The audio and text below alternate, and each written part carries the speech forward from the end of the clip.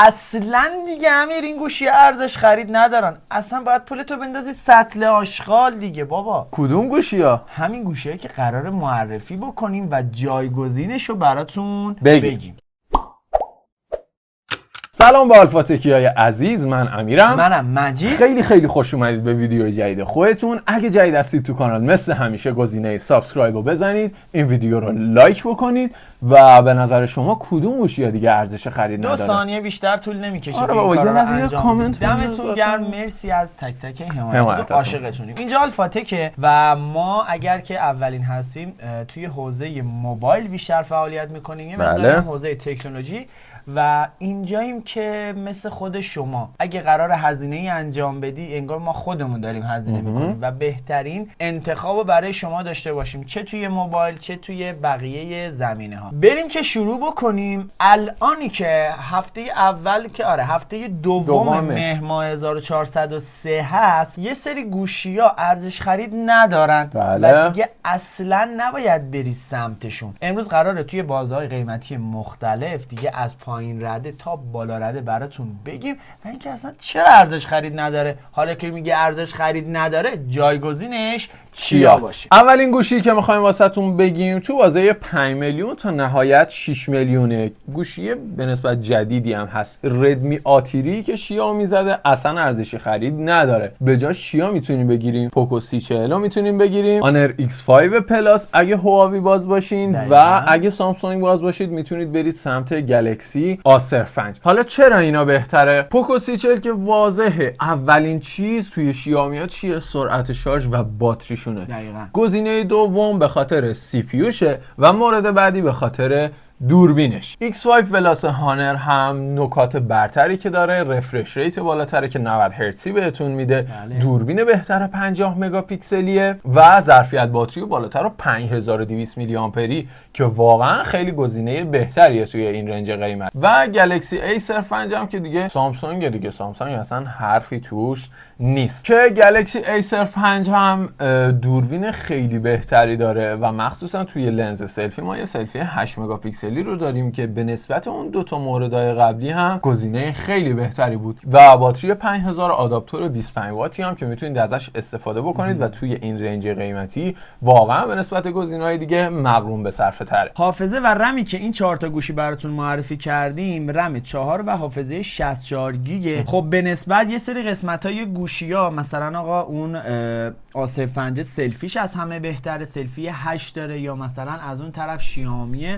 زودتر شارژ میشه، یه سری چیزای ریز داره که باز ما اینجا براتون معرفی کردیم. دستتون باز سامسونگ باز یا شیائمی باز، سر این گفتیم که آقا با منوی شیائمی حال نمی‌کنید، یا گوشی قبلی شیائمی بوده یا اصلا نه، میگیم من هیچ کدوم این دوتا رو قبول ندارم، هواوی دوست دارم که مثلا کیفیت ساختش بهتره، عمرش بیشتره و اینا، ولی باید در نظر بگیرید که یک لوازمی که برای هواوی هست کمتره و از اون طرف اگر خدای نکرده مشکلی خورد که بخواید تعمیرش بکنی، بازم یه مقدار کمتر لوازمش گیر میاد. ولی در کل این 3 تا گوشی توی یه رنجن و خب دیگه ما دستتون رو باز گذاشتیم، هر کاری خواستین میتونید بکنید. آره، میخوایم بریم سراغ گوشی بعدی که تازه معرفی شده، گلکسی A06 که با اومدنش ما گفتیم که خب حتما یه چیز جدیدتری داره، چون معمولا سامسونگ اگه قراره A25 معرفی بکنه جایگزین A34 بشه و دقیقاً مشخصات همونو نسلو داره، یعنی یه نسل پایینتر میاد جای نسل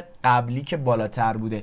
ولی خب الان ما چیزی که داخل A06 داریم با A05 هیچ فرقی نداره. دوربین یکیه، باتری یکیه، CPU یکیه، فقط تنها فرقی که داره یه آپدیت نرم افزاری که 1 سال بیشتر بتونه استفاده بده. و از اون طرف از نظر حافظه و قیمت هم بازم میصرفه به سمت A05 که شما بخوای هزینه بکنی. چرا؟ چون A06 یه دونه 428 بت میده با قیمت 7300، ولی از اون طرف رم 628 توی S05 داری و با قیمت هولوش 600 تومن ارزونتر 6700 که خب منطقی چی میگه امیر؟ قطعاً A05. بله، که ویدیوی بررسی A06 هم اینجا براتون میاد، اگر دوست داشته باشین برید ببینید و لذت ببرید. یه پرانتزی ما این وسط باز بکنیم. ببینید یه سری برندها داخل بازار هست که اصلا شما نباید سمتشون برید به دو علت. یکی اینکه یا گوشی‌های خوبی ندارن و دو اینکه به خاطر لوازم جانبی به شدت کمشون و یا حتی نبود لوازم جانبی. آره برندایی رو بخوام واسهتون مثال بزنم مثل ریلمی، مثل TCL اصلا کولر میزنه، من نمیدونم چرا گوشی داده داخل بازار. جی پلاس و یا جدیدن برند ویکو WIKO اینو اصلا سمتشون نرید. ریلمی هم هست. آره ریلمی واقعا گوشی ها خوبی میزنه، از لحاظ سخت افزاری خوشگل هم هستن، اما موضوعی که هست نوع داخل بازار و آنچنان آزمایش خودشو پس نداده که اصلا نداره. اصلا لوازم جانبی نداره. و از اون طرف شما وقتی این گوشی رو میخری خب پیشنهادهای دیگه هم داری. دقیقاً آلفاتک اومده اینجا به شما کمک کنه. مثلا دارم میگم 6 تومن میخوای هزینه بکنی، طرف میری پیشش یا سایت یا هر چی میگه ریلمی بخر. خب تو با این 6 تومن الان پیشنهاداتی که ما دادیم بهتره دیگه. منطقی هم باتون صحبت کردیم، دوربین بهتر، سرعت شارژ بیشتر، لوازم جانبی که هست خدای نکرده اگر خراب شد. ما جی پلاسو که دیگه قبلا داشتیم دیگه، یه جورایی یک بار مصرف بوده، نهایت اگر سوکت شارژش خراب شد میتونی عوضش بکنی، وگرنه باتری و لوازم و اینا هیچ چیش نیست و حتی گلسشو فقط هست که اونم چون سایزش با بقیه گوشی‌ها یکیه و حتی گاردش هم نیست و واقعا نمیصرفه که بخوای بخری اصلا. تا سقف 8 میلیون ما 4 تا گوشی از برندهای مختلف داریم توی بازار که پیشنهاد نمی‌کنیم برید سمتشون. یکیشون بذار یه ذره جذابش کنیم. ما 5 تا گوشی رو خب برای شما اینجا اسم میبریم و شما برامون تو کامنت ها مینویسید که آقا کدومش رو بخرید. یعنی 4 تاش به درد نمیخوره و ارزش خرید نداره. اولیش A14، دومیش ردمی 12 شیائومی، سومیش هم هانر X6A و آخریش هم بازم از شیائومی ردمی 13C، پنجمی ایسر 5S. حالا شما برامون تو کامنت بنویسید به نظرتون شمایی که آلفاتکی هستید به نظرتون آقا کدوم ارزش خرید داره. بین این 5 تا یکی رو انتخاب کن، ثانیه رو بنویس تو کامنت و مدل گوشی رو هم واسمون بذار، ما لایک میکنیم، قلب میذاریم، پین میکنیم میاد بالا. تو بازه 10 میلیون ما 2 تا گوشی رو داریم که بحث خیلی راجبش زیاد بوده و مقایسه ما خودمون خیلی راجبش گذاشتیم و انتخابمون هم بهتون گفتیم، هرچند که خیلی ها با همون مخالف بودن، اما انتخابی که ما بهتون گفتیم بر اساس تجربه خودمون و مشتریایی که ما بهشون این گوشی ها رو دادیم و استفاده کردن. نوت 13 4G و گلکسی A15 به صرف با نوت 13 4G از نظر قیمتی پایین‌تره، حداقل درجه اول که برای ما خیلی مهمه و با قیمت همون قیمت کمتر شما میتونید حافظه و رم بالاتری هم تهیه بکنید، یعنی 8256 رو راحت میتونید تهیه بکنید. پوینت مثبت بعدی آداپتور شارژ همراهش 33 وات و سرعت شارژ بالاتر. و نکته بعدی که ما تو کل این ویدیو داریم بهش اشاره میکنیم پردازنده. شما پردازنده اسنپ دراگون 680 داری داخل نوت 13 4G و خیلی گزینه مناسب تریه. حداقل شما هیچی اینا رو نخوای در نظر بگیری، اون به جیبت که بخوای نگاه بکنی به صرفه با اینه دیگه، مگر اینکه سامسونگ باز باشی با رابط کاربری و با یو آی حال بکنی و دوست داشته باشی بری سمت سامسونگ. توی دوربین هم حتی اون لنز 50 داره و اون لنز 108 داره و حتی توی صفحه نمایش هم رفرش ریتی که داره 120 هرتزیه و اون 90 هرتزیه، پس دیگه خیلی واضحه که نوت 13 گزینه خیلی خوبیه. و A15 اگه یادتون باشه اون اوایل که اومد ما بهتون گفتیم که یه مقدار باگ داره و هنگ میکنه و نمیدونم از نظر سخت افزاری هنوز ضعیفه. سخت افزاری که خب ضعیفه کارش نمیشه که شرکت که نمیتونه آپدیت بده، خب اینقدر گوشی بفرست قطعات عوض کنیم فلان، خب ولی از نظر یه مقدار هنگ کردن و اینا مثل اینکه سامسونگ با آپدیت هایی که داده توی این مدت 4-5 ماه حداقل یه مقدار از اون باگا کم شده، ولی بازم ارزش خرید نوت 13 واقعا بیشتره. میخوایم بریم سراغ یه گوشی که بازم خیلی جا داره و واقعا در حقش اجحاف شد، ولی خب داره سعیشو میکنه که بازم بتونه دل بازار رو به دست بیاره. طراحی که داره، اول از اون بخوام براتون بگم الان سبکترین گوشی که شما میتونی تهیه بکنی و بازه قیمتی که داره هولوش 13 تومنه و اگر برات لوازم جانبی اونجوری برات مهم نباشه، نمیگم نیستا، کم هست، یعنی بخوای بری در مغازه بخوای بگی معمولا ندارم، ولی اینترنتی میتونی پیدا بکنی و از اون طرف هم برای خراب شدن اینا زیاد نگرانش نباش. ولی طراحی خیلی جالبی داره، اومده تلفیق کرده طراحیای سامسونگ و آیفون و نمیدونم شیائومی یه جورایی با هم تلفیق کرده و یه گوشی سبک و خوشگلی، رنگ سبز فوق العاده بی‌نظیر خوشگلی داره. این گوشی چیزی نیست جز هانر X8B. چرا خوبه؟ اول از اون که به شما حافظه 512 میده با قیمت 13 تومن. ما تو 13 تومن همین چی داشتیم که حافظه 512 به ما میداد؟ اگه اشتباه نکنم M6 پرو بود، درسته؟ آره پوکو M6 پرو. حافظه 512 به شما میده و از اون طرف رم 8 بهتون میده، ولی با این تفاوت که نسبت به پوکو M6 وزن سبکتری داره، طراحی خیلی زیباتری داره و از اون طرف سی پی یو بهتری هم داره. خیلی خوش دسته و دوربینی که داره 108 و لنز سلفی 5 مگاپیکسلی داره. سی پی یو اسنپ دراگون هم که داره براتون گفتم. سراغ باتریش بخوایم بریم، یه باتری 4500 داره. شاید بگی خب 4500، از اون طرف شما باید وزنش رو نگاه بکنید چون خیلی سبکه، 166 گرمه و یه شارژر 35 وات داره که کارو براتون راحت در میاره. رقیبش چی میشه تو این بازه قیمتی؟ A25. ما پیشنهاد آلفاتک رو به شما دادیم، معایبش هم گفتیم براتون، لوازم جانبی، ولی واقعا اگر بخواید منطقی در نظر بگیری لوازم جانبی اینا رو بذاری کنار، از نظر طراحی ساخت، سی پی یو و حتی شارژر واقعا میصرفه به A25. ولی اگر گوشی دیگه خاصی بخری، پیشنهاد ما غیر از این گوشی هانر چیزی جز A25 سامسونگ نیست. شیائومی تو این بازه قیمت یا برندهای دیگه توی این بازه قیمت چیز خوبی ندارن که بخوای پیشنهاد آلفاتک باشه، یا این یا A25. تو بازه 15 میلیون تا 16 میلیون ما دو تا رقیب سفت و سخت داریم، گلکسی A35 و از طرف شیائومی نوت 13 پرو 4G که این دوتا رو میخوایم با هم یه بررسی کوچیک داشته باشیم. از لحاظ باتری بخوایم بررسی بکنیم، ما اونور یه آداپتور 67 واتی رو داریم و اونور سامسونگ 25 وات همچنان و قطعا سرعت شارژ بیشتری رو ما توی نوت 13 پرو میتونیم داشته باشیم.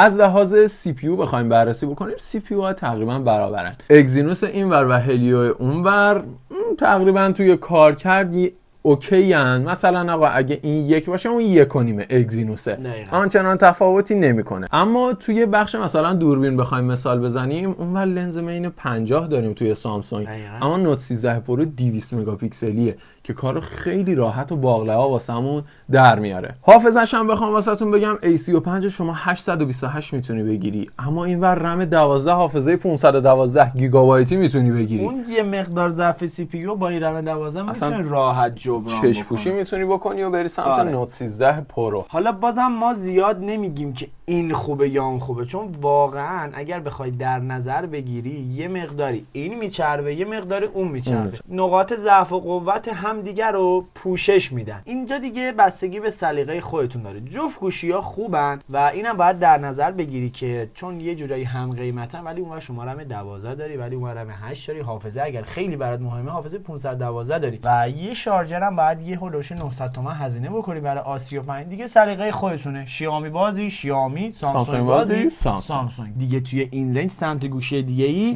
نرو.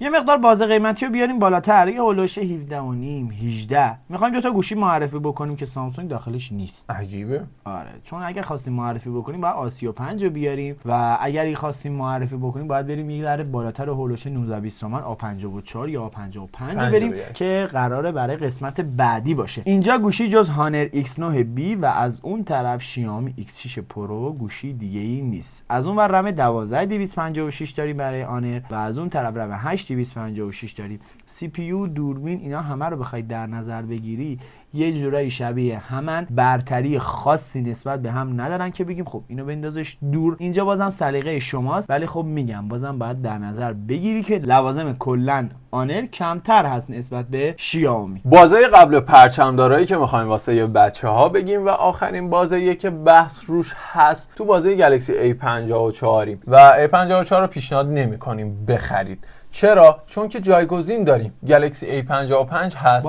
که نکته برتریش اینه که شما قیمت همون رو داری میدی، اما گوشی بروزتر و یه مقدار بهبود داده شده تر هم داری تهیه میکنی. اما در مقابل A55 هم ما 2 تا گزینه دیگه داریم. از آنر که بخوایم مثال بزنیم، آنر 90 توی بازاره که میتونید 8256 تهیهش بکنید با اون رنج قیمت و انتخاب خوبیه. و واسه خاص پسنده هم ناتینگ 1 رو آوردیم که اصلا ناتینگ واقعا کم شده تو بازار نیست. ولی اگر بخواید پیدا بکنی و پیدا کردی واقعا گوشی بی‌نظیر و خیلی خوبیه. این 3 تا گوشی که بهتون جایگزین دادیم واسه A54 همشون توی یه ماین. دیگه بسته به سلیقتون برید سمت گوشی که میخواید با توجه به طراحی و ساختی که خودتون دوست دارید. سی پی یو هاشون هم همه در یه حدن با یه اختلاف اندک و جزئی، اما کار واسهتون توی بازه خودشون در میارن. واسه این بازه آخر حرفی میشه زد واقعا. بازه آخر رو اول از اون که ما 23 میلیون ویدیوش الان اینجا براتون میذاریم، کامل توضیح دادیم که چه گوشیایی میتونید بخرید. گفتیم که دیگه الکی نخواد تکراری بشه که براتون بخوایم بگیم و میریم سراغ پرچمدارا که الان توی ایران با این وضعیتی که هست غیر از S24 اولترا که قیمت خوبی هم داره هولوش 59-60